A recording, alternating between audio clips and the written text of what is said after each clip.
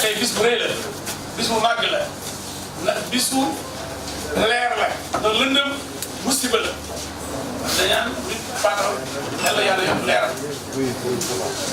xam ngeen ni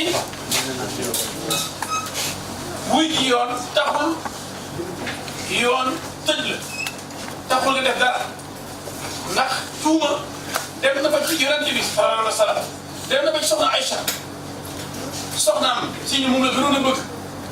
kon comme tuuma moo bàyyiwul ñooñu du bàyyi kenn kon loolu ñun ñi jàng droit xam lan mooy procédure pénale xam nañ ni oola ci yoon gëstu seet taxul léegi dañuy seet ñu ne yaa ko def taxul ñu tëj la mais ñun képp koo xam ne yow africain nga sénégalais nga tey bis bu rëy la ndax Cheikh Tidiane Gadio won na la ne moom ci Afrique ci doomu Afrique yi gën a màgg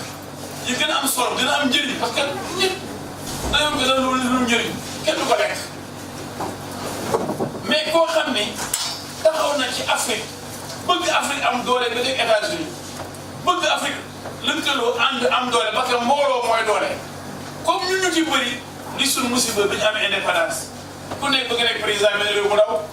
réew mi tekkiwul dara du tekk dara man bi tukki fu jëm moom mu am xel am fulla am fayda am générosité bëgg dimbali africain yi dajale ñi américain yi dajale am doole di ñu noot ñu am doole ba taxaw ba ëllëg te duñu mën a noot kooku mooy Cheikh Tidiane Gadio kooku nag am na ñoo xam ni da leen di déranger képp koo xam ne bëggoo Afrique bëggoo réew lu may sa poos rek nga bëgg amuloo ambition amoo xalaat Afrique nekk benn ndax mu am doole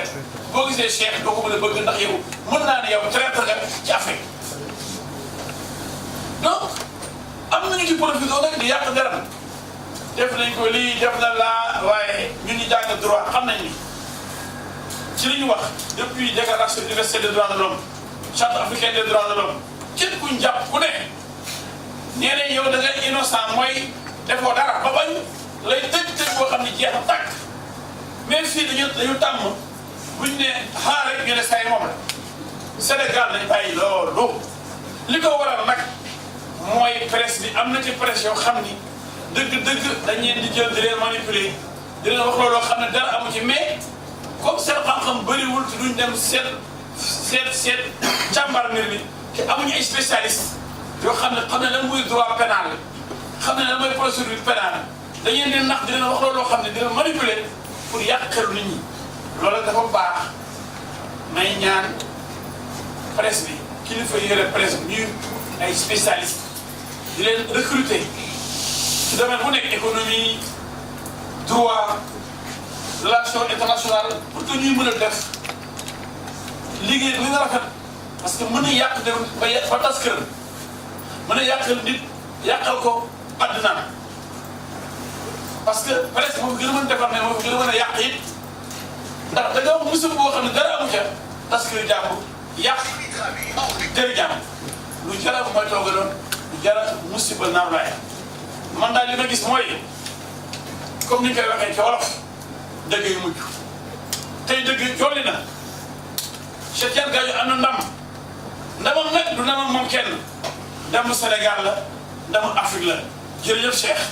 yow dañ la soxla yow da nga am njëriñ ci Afrique ak Sénégal yàlla nga fi yàgg jërëjëf